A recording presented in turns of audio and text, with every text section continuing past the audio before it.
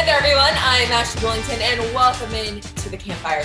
This week, we are breaking down District 24-6A. Let's see who the teams are in this district in our film session. 24-6A is one of those sneaky good districts. With all the attention going to the North Shores and Cadies of the world, Clear Falls quietly snuck up and made it to the regional final. And with 10 starters returning on defense, the Knights certainly have the talent to do it again in 2021. Newcomer of the year, Keywan Grismore, is back at linebacker, and he will team up with Camden Garza, who is the all-time leading tackler in school history. If the offense continues to get production from running back David Smith, the Knights will contend for the district title. But don't forget about Dickinson. The Gators will want to get back to that top spot and will rely on big-time recruits PJ Williams on the line and Donovan Green at tight end to lead the way. Clearbrook may make a run at a playoff spot. Defensive back Colby McAllister helping shut down the opponent's passing game.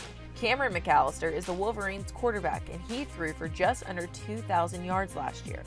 Over at Clear Springs, the Chargers look pretty good on offense with wide receiver Noah Thomas and running back Kai Woods leading the way, but their defense might struggle. Clear Creek lost a ton to graduation, but have a nice dual threat in the running game with Jeremiah Crum and Rocky Ketchum. Over at Clear Lake, the Falcons have Julian Humphrey in the defensive backfield, who won the fastest man competition at the opening this summer.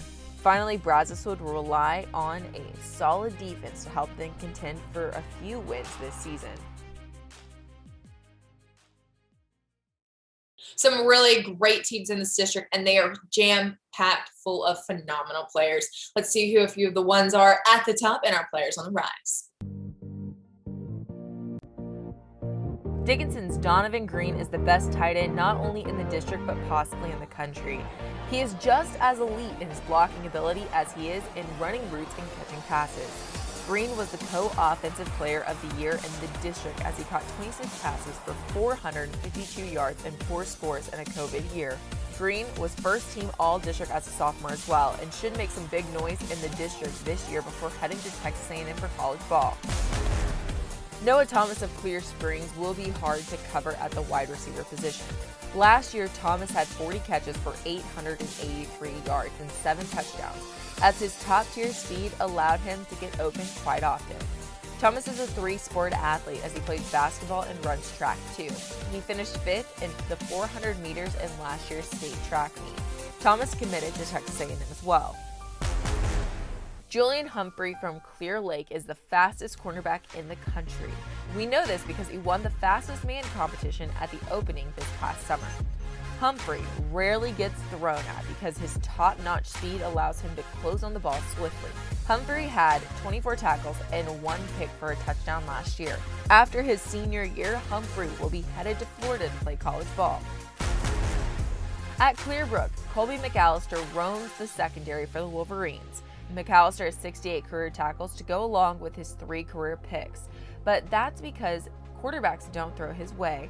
McAllister was a second-team all-district selection last year, but expect him to be first team this year before he heads off to Kansas State for his college ball.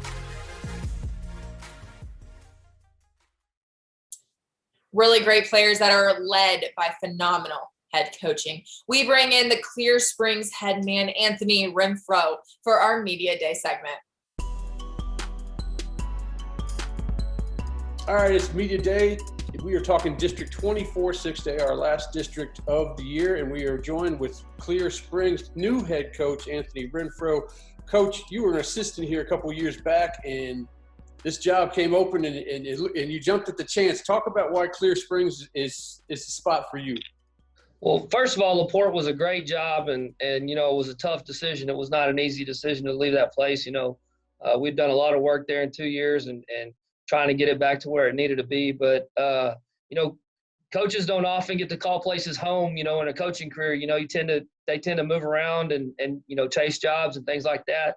But, this will be my 18th year coaching, and 8 years of it have been spent at Clear Springs High School. So if you could call a place home, this would be home. Talk about trying to navigate through that district and what teams you feel like you have to, obviously all of them, but what teams are going to give you some of the most trouble?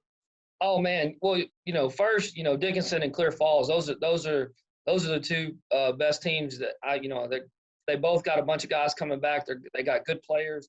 I mean, what Coach Head has done at Falls over his time there, and that's a team that they just get better every year. And those kids play hard on offense. They play really fast, and they're sound in what they do. That's a really good team. Coach Nelson, he's going to put a great product on the field every year. They're going to have great athletes. They're going to put you in situations where you got to win one-on-ones, and that's what makes football hard. And those guys do a great job coaching. The district as a whole is tremendous. I mean, it's just every year it seems like they get better and better and better. Perfect. And I can't wait to see you guys battle it out. I know you're excited about the non-district so that you can get some experience with your new offense and get your defense guys out there. And I hope this is going to be a smooth year. We're not going to reschedule games and all that stuff that we did last year. But yes, thank you for joining us, and I can't wait for 24-6A to get started up. All right. Thank you for having me on.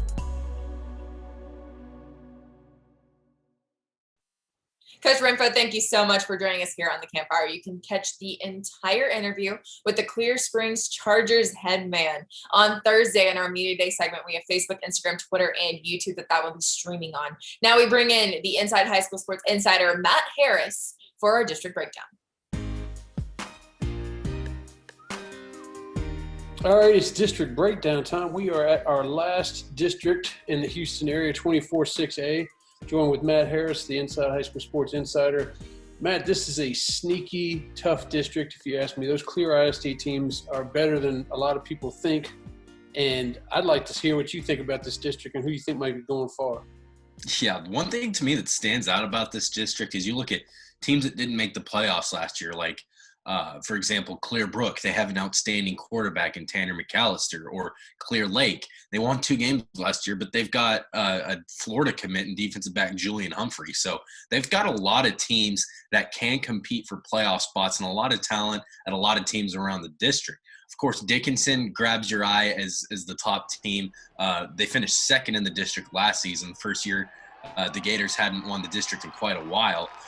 And then Clear Springs and Clear Falls were very worthy challengers. Both had great squads last season. You look at Clear Falls, finished third in the district at 4-2, with a district record of 4-2, I should say. But they made it farther than any other team. The 3 other playoff teams in this district lost in the first round. Clear Falls lost to Katy in round 4. So I think it should make for some great action again this fall with a lot of returning talent. Excellent. I agree with you on that. Those 3 are definitely playoff contenders, and let the other 4 teams fight out for that last spot. I appreciate you joining us this year, man. Hey, next week we're going to do something a little unique. We're going to talk about players and teams that you feel are going to make a nice impact on the playoffs postseason, maybe help their teams go to long, deep playoff runs, which is what everyone's looking for. So we'll see you next week to talk about that. Yes, sir. I'm excited for it. Matt Wiz, thank you as always for your great insight. Next week, we have a little bit of a saucy surprise for you. It's our final episode, and we're going to be making playoff predictions. I know, right? I know. But it's going to be great. It's going to be fun, jam-packed. Let's see if you can agree with us on any of these playoff predictions as well. But until then, I'm Ashley Wellington, and thank you so much for joining us here on Campfire.